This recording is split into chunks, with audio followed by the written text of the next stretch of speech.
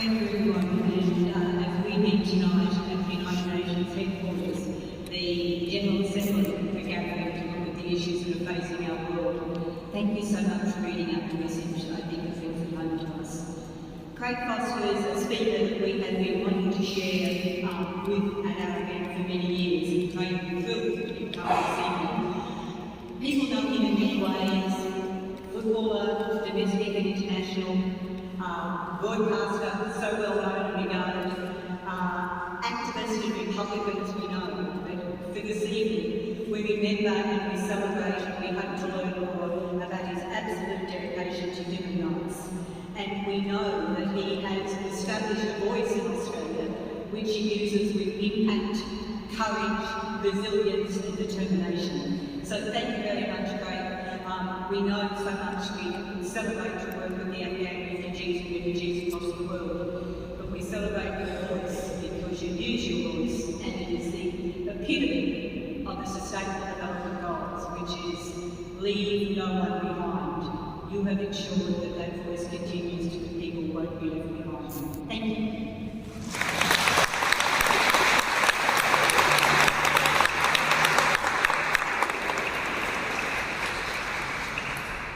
Well, thank you, Claire, and all for the opportunity to come up and see you all here this evening. Always wonderful to come to Brisbane, and particularly to be in the company of such wonderful people who are doing great things in the world. So many organisations I know here this evening. I see all of your banners, and truly a room committed to social justice, to human rights, and to, as you heard from Claire, to leaving no one behind. I want to just acknowledge the traditional owners of the land, as I know that you just did previously, and just make a very clear point that we do have walking football now for elderly Australians, which means that I am a junior footballer. So thank you for that reminder. That's very nice. I don't feel it when I still play, but nevertheless, that's great. Peace, well, Sustainable Development Goals and the United Nations, incredibly important, multilateral organisation, capable, perhaps uniquely capable of bringing the governments and people of the world together to discuss some of the most intractable, you might say, wicked problems that the world faces. In a safe space whereby we can promote the concept of human rights, and also in the global and local national context, we can hold countries, including Australia, accountable to our commitments to the so many documents that have been compiled by the United Nations over the last 75 years. December, of course, 2023 is the 75th anniversary of the United Nations, a Universal Declaration of Human Rights. Undoubtedly, I would say one of the most important documents in not just modern history, but perhaps history. A document that provides an objective basis through which all people can come together and agree on a set of standards by which everyone can treat. There's been great improvement in many areas over the last 75 years, and yet we see in relation to poverty, the number of people experiencing poverty is now once again on the slide. As you heard before, all of these goals, the provision of basic human rights, and indeed peace itself, that is so much under challenge right now in Europe and elsewhere, only come through the actions of people like you and I, and rooms like this, all across Australia and throughout the world. Given that it is the 75th anniversary, I thought it might be a good opportunity to look forward a little bit and project perhaps for the next 75 years, and what that might mean for us. And in so doing, amplify some of the challenges that we're currently facing, where Australia and globally might be falling short, and some of the hopes that I think we share in relation to the world in the late 21st century. So let's undertake this challenging but I think worthwhile and perhaps, I hope, inspiring task. Firstly, food security is a given. As you know, the basic human right to access to eat today, for you, for your children, for your community, for every Australian, let's just talk in domestic terms for the moment, is a basic human right. And yet, in 2023 in Australia, it's one that this country is still challenged by. Just in the past week, I spent time with the New South Wales Aboriginal Services governmental organisation, who convened the first conference in New South Wales, would you believe, on food equity. Imagine having such a term, food equity. We're talking about the most basic access to not just any food, but to food that can sustain health, mental health, and the growing of the next generation of Australians. We'll talk a little bit this evening about First Nations and the particular challenges that they're facing, but this is one of the most significant challenges. And what I told that conference was that it's not just about food. Food is the vehicle through which we see prejudice. Food is the vehicle through which we see who's worthy and who's not. Because most of us in this room not only would never allow members of our family or our close community or our organisation to go without, but most of us actually have never been placed in that position. Not by our community and not by this society, nor by this nation. And yet, very, very many are. And I ask you, what is the difference between our communities who have nothing to eat today in what we call a proudly multicultural country and me or you? That difference still exists, and we see that come to life through food. I remember during COVID hearing, not for the first time, but being particularly amplified at that time, the term falling through the cracks when it came to food security. And all of a sudden people in casual work and students, you'll remember, international students fueling a more than $30 billion industry, one of Australia's largest export industries, were told, sorry, there's no food for you today. There is no food for you today. I had the pleasure of joining and volunteering daily throughout most of that COVID period over 2 years with an organisation in Marrickville in Sydney by the name of Addison Road, community organisation.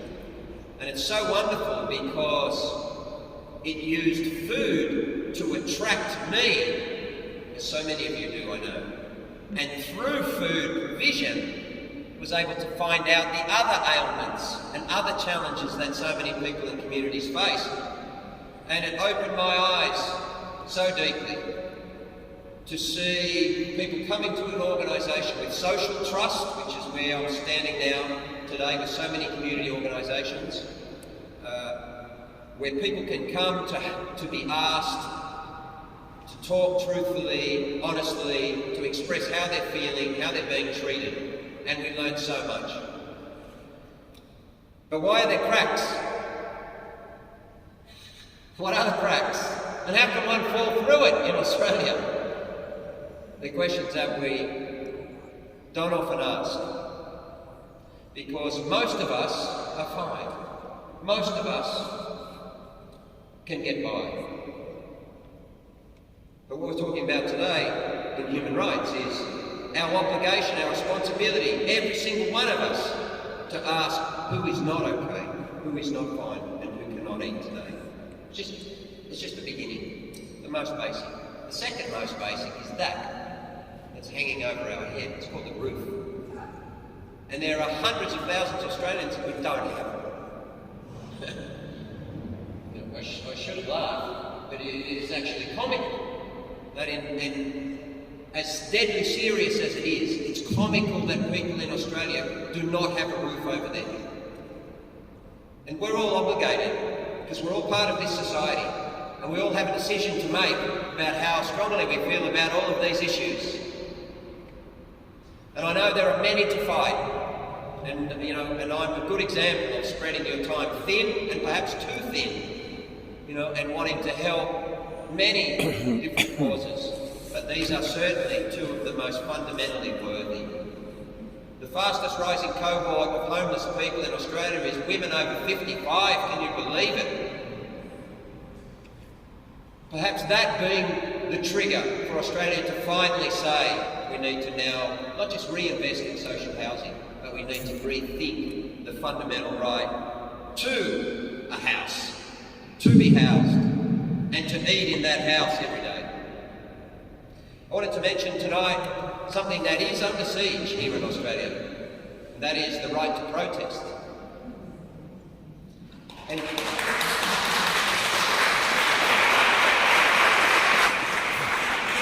why is that important? The reason it's important is because the right to protest is a fundamental human right. Don't forget, Australia's signed just about every declaration of the United Nations. You know, we've signed them all, but implementing them into law, implementing them into culture, living up to them, believing in them, educating our next generation in them. Why I'm so pleased to be here on behalf of, in part, the young professionals of the UNAA. You guys are the generation who have to kind of bring these things to life.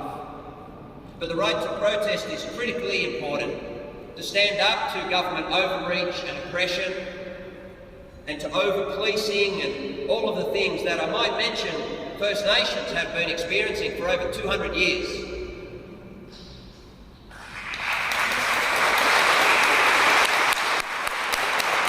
Recently we saw various state governments impose draconian laws, fines of up to $22,000 and 2 years in jail. You all know about Deanna Violet, who in fact was incarcerated.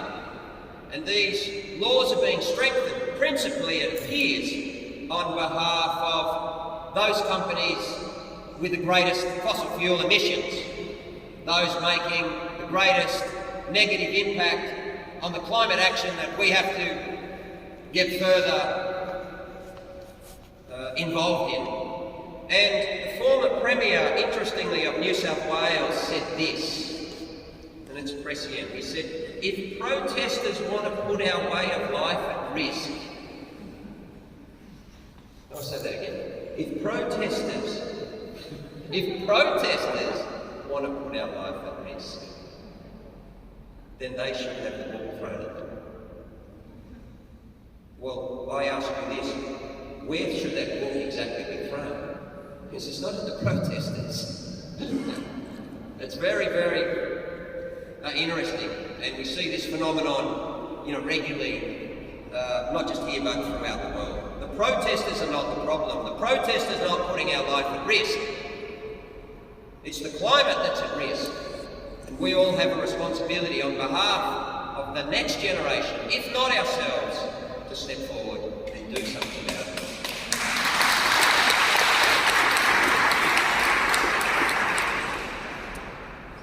Thirdly, let us dream that whistleblowers in Australia are respected and congratulated.